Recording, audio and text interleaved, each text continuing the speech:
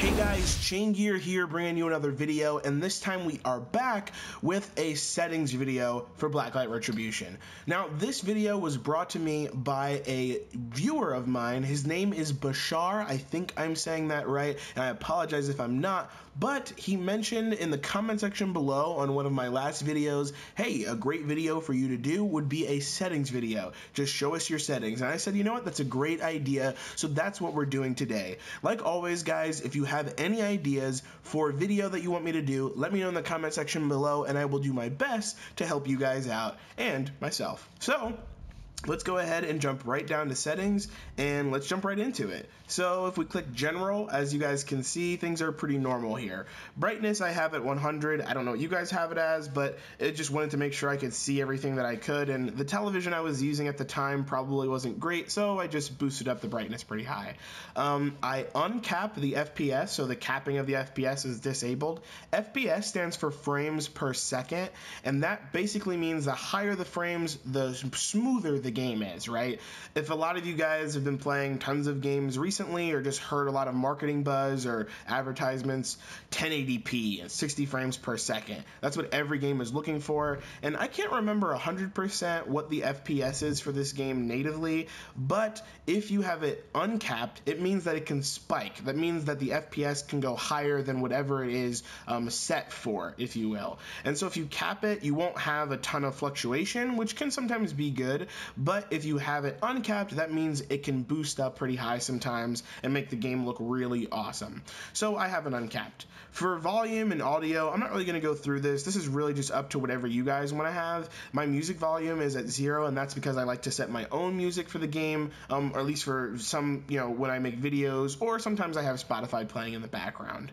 The only other thing I would talk about is probably matchmaking, and normally I leave this at North America, but sometimes I'll set it at worldwide. That way, if I'm missing some players or there's just too many, or not enough games in the North America region, I'll just switch it to worldwide to try and get into a game.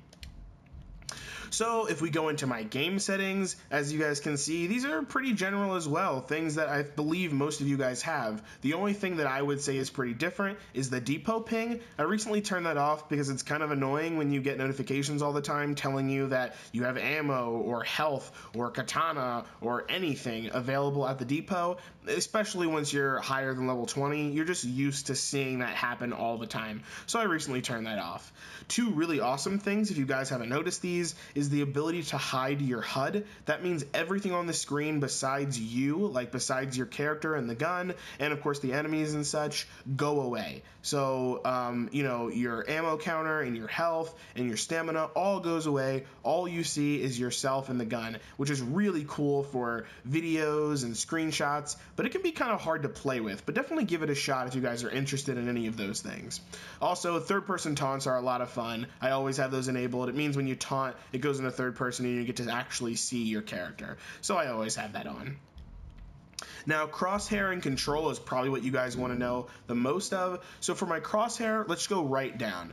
I always have a static crosshair, and that's because when it's not static, it'll open up, and I don't really like that. I like to always be able to see where the crosshair is going to go, and I don't necessarily like to have it moving around. So static crosshair is what I have. For the transparency of the smart reticule, I actually just have it off completely. I don't really like that smart reticule thing. It's kind of cool, I guess, and kind of helpful in some situations, but most of the time I just look at the bar below. If you guys don't know what the smart reticule is, those bars and the little tick marks represent ammo, HRV, and I think stamina, but I'm not 100% sure. But normally I just have it off because it's kind of annoying to me.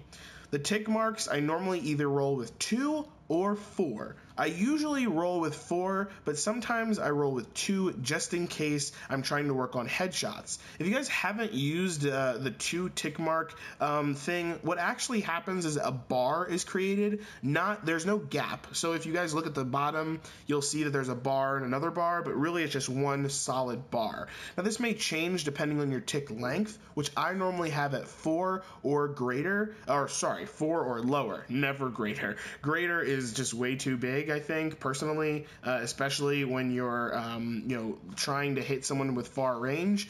Close quarters, yeah, a large reticule could help, or a crosshair, but I normally try and keep it 4 and below. So I normally keep it at 3 right now.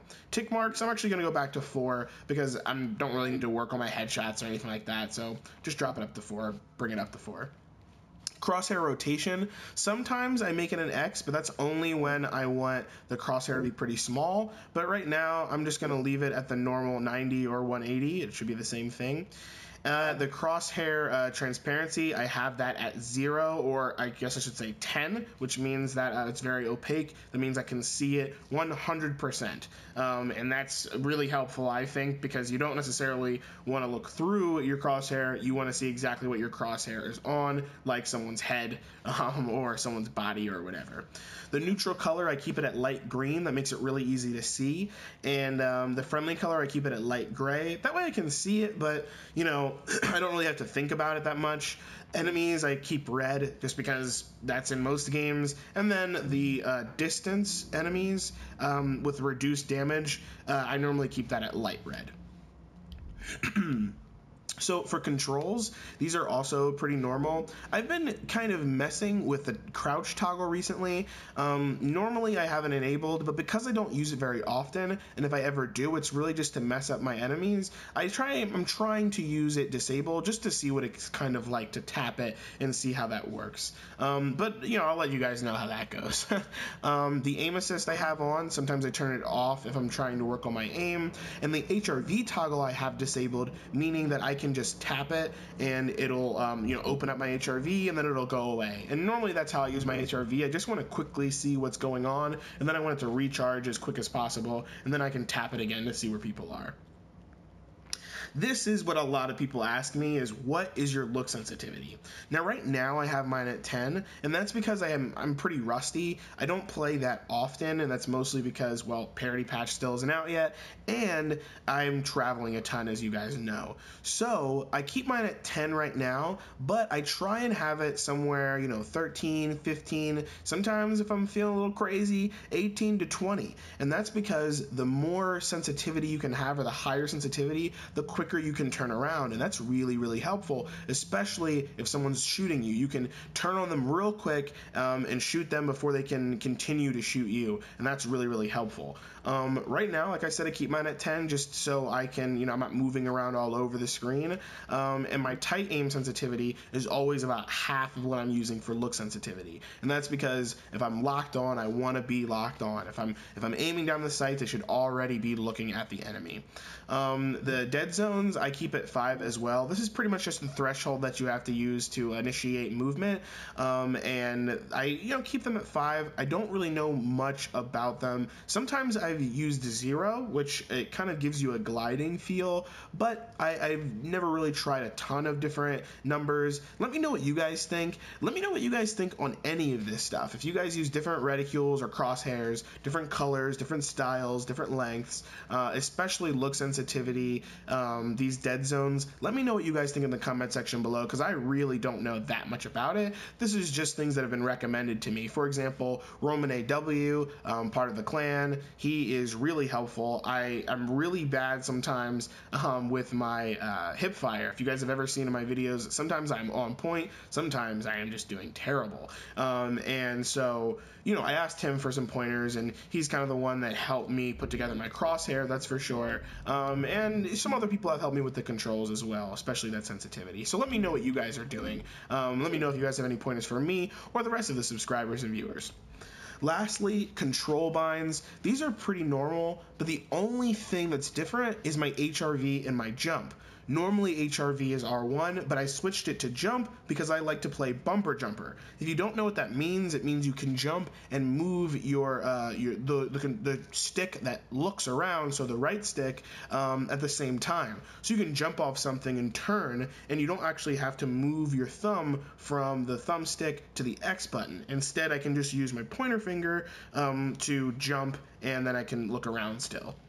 if you guys haven't tried this before, bumper jumper, go ahead and give it a shot. Some people use L1 instead. I think that's the Halo way to do it, is people will use L1, and I think it's the same way on Call of Duty as well. If any of you guys use bumper jumper, let me know, but definitely try it if you haven't given it a shot already. I told clanmate Ballistic Phoenix about this, and he seems to really enjoy it. So that's pretty much it. First of all, I want to apologize if my voice kind of went in and out. I'm kind of coming up with a cold, which really sucks. Traveling kind of does that to me. I'm trying to keep it in check, but it's definitely not going to stop me from making videos. This is pretty much the video, guys. Those were all of my settings. Like I said, let me know what you guys think in the comment section below about my settings. Tell me about your settings, and let's kind of share all of that information. Let me know what you think of the video. Like it if you like it, dislike it if you dislike it, but let me know in the comment section below why. Share this video all over the internet, and of course subscribe if you haven't already subscribed. I'm on my way to 200 subscribers, guys. I am really close. If you haven't subscribed, get in there, because there's a giveaway for all of the 200 subscribers that are out there. And of course, if you aren't subscribed to 200, you can still get in, but it's going to be a little bit harder for you. So definitely subscribe if you haven't. Otherwise, I will see you guys online, and I'll see you in the next one.